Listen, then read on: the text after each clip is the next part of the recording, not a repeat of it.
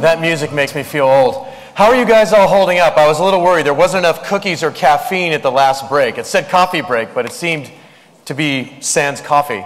Everyone okay? Energy okay in the back? You guys all right? Okay.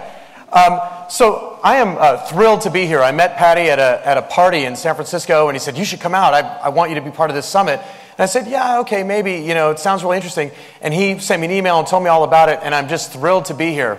Then he sent me a note and said, would you mind speaking? And I thought, sure.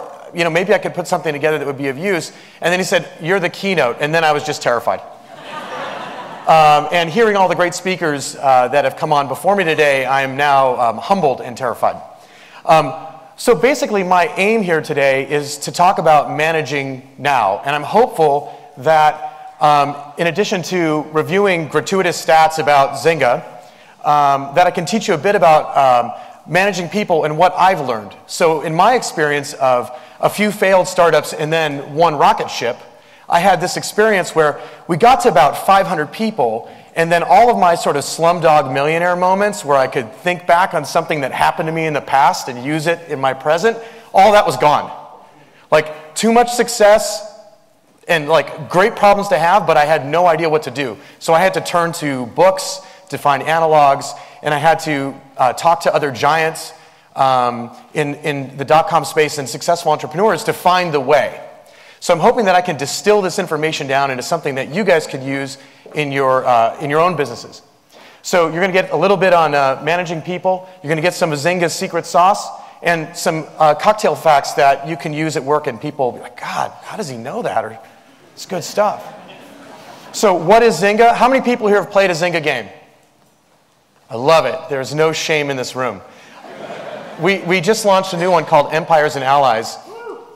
Love that. We launched it last week just internally in the company, you know, so we played it and we invited our friends to play it. And then on Monday, we turned it on and started exposing it to our players of other games. And I'm proud to say it is now our fastest growing game, 5 million DAU across today. So really excited about Empires and Allies. So our games are global games with household names. You've all heard of things like Farmville and Mafia Wars. What you may not know is that our games are crossing generations. So I had an experience at a fan event for Cafe World. We had a couple hundred people came from miles around, and there were women there that were in their 70s. And we were like making cupcakes and having like cooking classes and t-shirts and swag and stuff. And I asked them, I said, how did you get into video games? And they all had the same story. Oh, well, we got into Facebook because our children and our grandchildren are on Facebook. And I said, okay, but how did you get into games? Oh, well, we got into games because our grandchildren told us about them. And, you know, they live in, these are people in California. This, you know, my grandchildren are in, you know, Texas and Florida and Chicago. And I don't want to be a burden. I don't want to call them every day. They're living their lives. I'm living my life.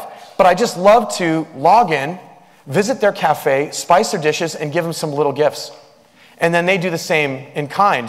And then when we get together at the holidays, our relationship has so much more context. And we're so much closer and more connected. And that really ties to the mission of the company, which is to connect the world through games. So we've got 10 big games. I won't read them all because that would be boring. They'll start playing the music if I do that. But here's some interesting facts. We've got 44 million farmers compared to 2 million real-life farmers in the US.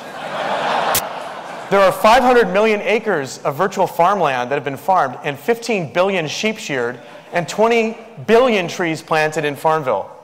Yeah. We've got more than 5 million virtual businesses and 8 million houses in Cityville. And Words with Friends, which, do people here play mobile games a little bit? Yeah, a little bit. So Words with Friends is a really popular game, and we are processing over 1,000 moves per second right now for that game to work. And our poker game has over 400,000 people concurrently playing at any given time. Right? So the numbers are really mind-blowing, right? And in Mafia Wars, there are 103 million fights every day between players. But also, there's 20 million gifts given. So there's love and fighting. We've got 2,000 plus employees in 7 countries, and I was thrilled today to celebrate the opening of our Dublin office. So.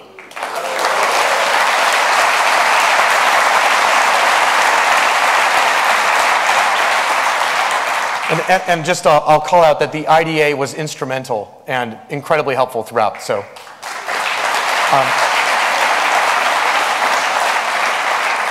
we had over 800 new hires in 2010, and that's it for my gratuitous stats. So that part's done. So that's been a background of, you kind of get an idea of what maybe my life's been like for the last 3 years. It's been a little bit nuts. I remember when we used to gather around a table and talk about what we were going to work on that week, right? But then somehow we had to grow and scale to meet this awesome opportunity. And that's where, as I said, I kind of got a little bit out of sorts and had to sort of find new analogs. So the thing is that human beings have been collaborating and building extraordinary things for thousands of years, right? But the history and science of management is less than 150 years old. So now we're getting into the fun cocktail fact. So this guy, Frederick Taylor, he invented motivation theory and scientific management. Frederick Taylor was an engineer turned manager. And he has a great quote: "Modern management is the collaboration of people and machines to create value." It sounds pretty good, right? It sounds like something we could use today. Frederick Taylor believed that there was a right way to do anything, that you just had to break the task down into the smallest possible parts, right? And then the manager's job was to pick everything apart to the smallest possible parts and then figure out the right way to do things and then make the employees do that. The problem was that Taylor thought that human beings were basically bad machines, that human beings were inherently lazy, that they wouldn't work as hard as they could because then there'd be less work to do the next day, right? So being a manager in this era, I mean, this is what it was like, you guys, up until like the 40s, right? His approach, though, went the way of the dodo, right? Like minimum wage, unions, and basically workers dying led people away from Taylor. But there are still lessons to be learned. For instance, breaking tasks down into their smallest parts and then assigning them out in an optimal way to speed production. For those, how many in the room have heard of Scrum? Right, Zynga uses Scrum.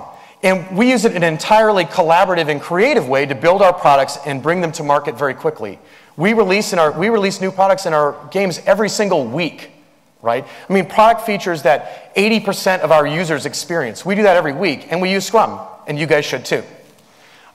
Another amazing engineer turned manager is Andrew Grove from Intel. And his book, High Output Management, you should read. I don't care if you have 3 people in your company or hundreds. It's a great, very slim but dense book. And in it, he talks about a system of organizing your company called objective and key result planning.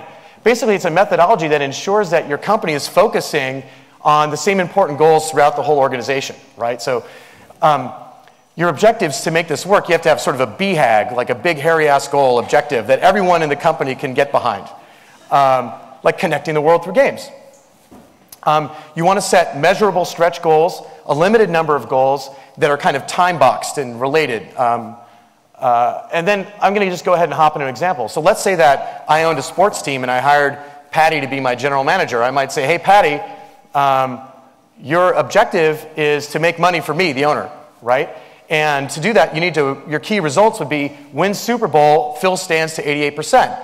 Now, if you just sort of, then that's great for Patty, but now Patty's got to go out and get the rest of the org behind this, right? So he'll go to the head coach and he'll say, hey, guy, let's talk about what your objective is. Your objective is to win the Super Bowl. What key results would show that you made your best effort to win the Super Bowl, right? So maybe a 200-yard passing attack, being number 3 in defense, or 25-yard punt return average. These are specific, measurable goals. And then look at PR. PR, we need you to help fill the stands to 88%. That's your objective, right? Hire 2 colorful players that are great with the media. Get more coverage. Highlight key players. You can actually say, you know, we want 10% more positive press hits than we had last quarter. And you can see it just works its way down through the organization. This is what we've been using at Zynga. We started using this when we crossed about 200 people. And this has been the way that everyone in the company sort of feels like fingers on the same hand, you know? So it doesn't matter whether you're working in accounting and finance or in game design, we're all sort of marching in the same direction. So how can you implement this? You start at the top, you sort of get the sort of core people in the room to set the sort of BHAG, objective and key results, and then you go out and you talk to your departments and your groups. At Intel, somehow, they take this all the way down to the individual. I mean, like every single human being at Intel has OKRs, personal OKRs, in addition to their departmental OKRs. We've never been able to get there at Zynga. It's like way too much work, but we take it down to the team level, which I think is something that all of you should consider doing. And in the end, everyone knows, everyone's working on towards the same aim. We have focused effort. We don't always hit the key results, right? Sometimes, you aim for the stars and you land on the roof, but we always go for it. And it helps your employees know what to do when you're not in the room, right? Like they have these sort of guiding principles. They know what the goals are for the quarter. And ultimately, it ends up charging the company up. So basically, we talked about kind of the Freddy's era where